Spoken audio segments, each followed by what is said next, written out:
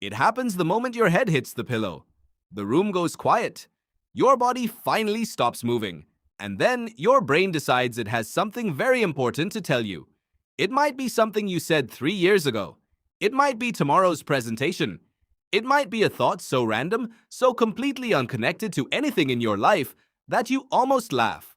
Except you're too tired to laugh, and now you're thinking about why you can't laugh. And somehow that becomes the new thing keeping you awake. You are not broken. You are not uniquely anxious. You are not weak. You are running exactly the software your species spent 2 million years perfecting. And once you understand what that software is actually doing, the ceiling you have been staring at starts to look very different. Here is what almost no one tells you. Your brain does not experience night the way your body does. Your body winds down. Your muscles release tension. Your core temperature drops. Your breathing slows. But your brain, the part of you that processes meaning, evaluates relationships, models threats, and plans for the future, does not get that memo. It keeps running. In certain measurable ways, it actually accelerates. And the reason for that goes back much further than last Tuesday's argument or tomorrow's early alarm. Anthropologist David Sampson at the University of Toronto has spent years studying sleep behavior across primate species. What he found is not what you would expect. Our closest evolutionary relatives, chimpanzees, orangutans, baboons, gorillas, do not sleep the way you sleep. They sleep lightly. They sleep in trees, perched above the ground, bodies tense, exposed to the open air. They wake frequently throughout the night, adjust their position, scan their surroundings, and drift back down again. Their brains never fully disengage from the environment, because full disengagement means vulnerability. A predator does not announce itself. A rival does not schedule an appointment. And you are not as far from that primate as modern life lets you believe. Your brain evolved inside a world where silence was suspicious, where darkness was not comfort, it was exposure, where the sudden absence of stimulation was not a signal to relax, it was a signal to assess. Your nervous system developed an activation protocol that turns on the moment external demands disappear. When there is nothing left to react to, your brain does not go dark. It turns its attention inward. It audits. It replays. It rehearses. It runs simulations of events that have not happened yet. And it does all of this precisely because nothing external is competing for that processing power. This is called default mode network activation. And it is one of the most studied phenomena in modern cognitive neuroscience.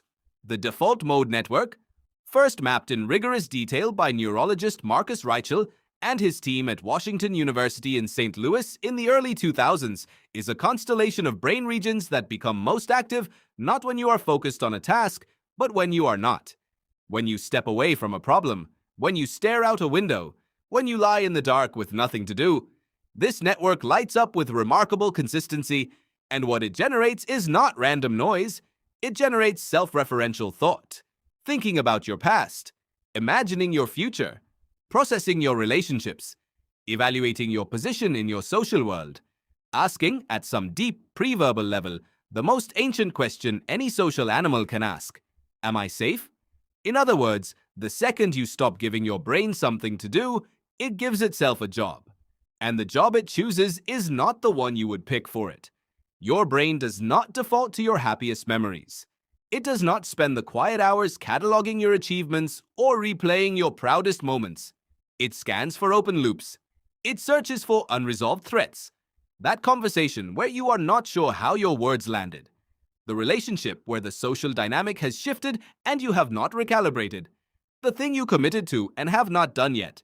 The emotion you never had time to feel because the day never stopped moving. All of those things were set aside while you were functional.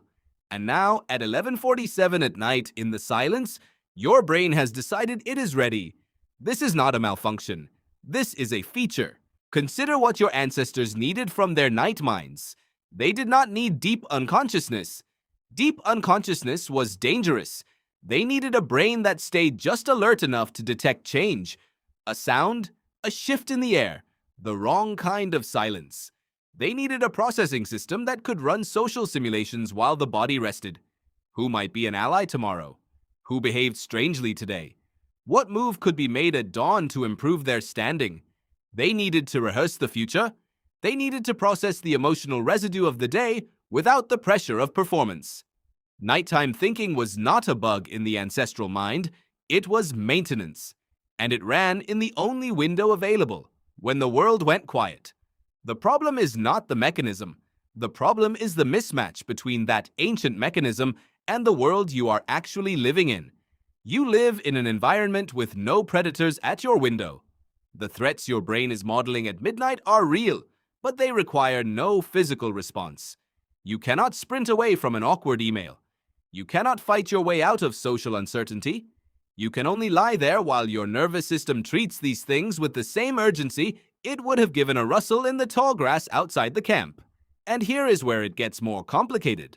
Psychologist Matthew Walker, whose research on sleep and the human brain spans decades, has shown that REM sleep plays a critical and specific role in emotional regulation. During REM, your brain revisits emotionally charged memories, but it does so in a neurochemical environment that is dramatically different from waking life. Norepinephrine, the primary stress chemical, drops to its lowest levels of the entire 24-hour cycle during REM sleep. This is not incidental. Walker and other researchers believe this window, emotionally activated memory replaying inside a low-stress neurochemical bath, is specifically designed to strip the emotional charge from difficult experiences, to reprocess them as past rather than present, to take what stung and make it something you can carry. But when you cannot sleep, when the thoughts keep cycling, you are preventing that process from completing. The file stays open. The emotional data does not get archived. And so tomorrow night, the same thought comes back.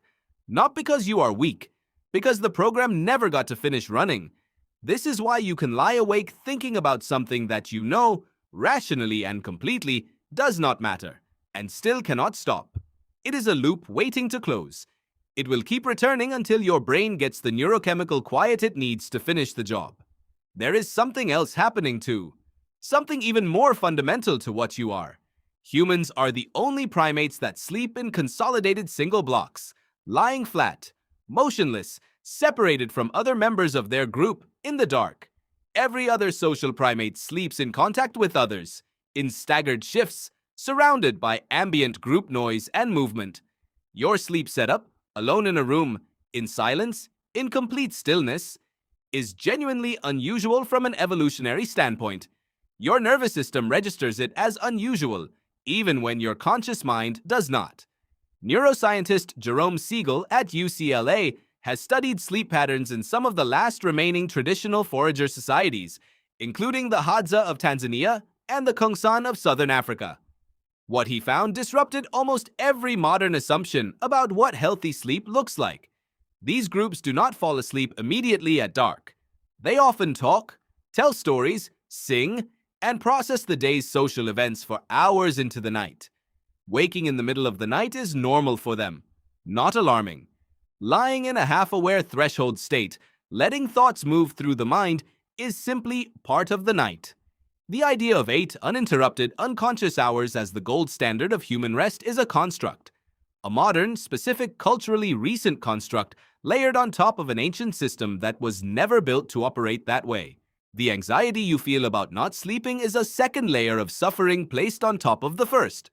Your thoughts keep you awake, and your fear of not sleeping keeps you more awake. And your nervous system adds that fear to the growing list of things it needs to process. The night gets longer. Your body tenses, and the very effort to stop thinking produces more thinking. Let's slow down and look directly at what those thoughts actually are. When something rises to the surface at 2 in the morning, a regret, a relationship, a worry that seems too small to matter in daylight but feels enormous in the dark. It is not random. The default mode network is not a chaos generator. It is a prioritization engine. What it brings to the surface are the things your conscious, performing, functional daytime self did not get to fully hold. The person you cannot stop thinking about is probably someone your nervous system has not finished reading, a relationship whose social contract is still being negotiated, even if neither of you has spoken about it directly.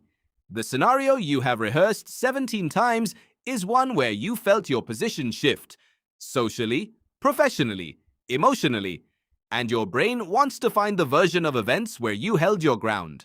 The regret that keeps surfacing is not only about the past, it is a pattern recognition alert. Your brain flagging something it wants you to understand before you repeat it. Ancient humans did not have the language of neuroscience, but they understood the quality of the night mind. In many early cultures, the hours between midnight and dawn were considered a threshold, a time when what was hidden during daylight could finally be seen, when the dreaming and waking mind blurred, when truth moved closer to the surface. They were not wrong about the neuroscience, even if they expressed it in different terms and explained it with different stories. Your night mind is not a lesser version of your day mind, it is the unguarded one. And there is something remarkable in that, if you can shift your relationship to it. Those thoughts are not evidence of failure. They are your most honest internal signal, running in the only quiet your life gives it. They tell you what is unresolved, what you actually care about beneath all the performing, what you are afraid of losing, what still has weight. You can resist that signal. Stare at the ceiling fighting it. Reach for your phone to flood yourself with stimulation again, or you can begin to recognize it as information, the clearest information you have access to. Your brain doing its oldest, most necessary work. The mechanism is 2 million years old. What changed is the world around it. Relentless stimulation suppresses your default mode network all day long. Every notification, every task, every conversation keeps that inward voice off the air. And then you expect it to stay silent the moment you go still. But it does not take orders. It waits. And when you finally give it quiet, it begins. So tonight, when your head hits the pillow and the thoughts arrive, the replays, the unfinished plans, the things you should have said differently, the worry dressed up as logic, you will know what is actually happening. Your brain is not failing to rest. It is finally getting the silence it needed all day to tell you something true.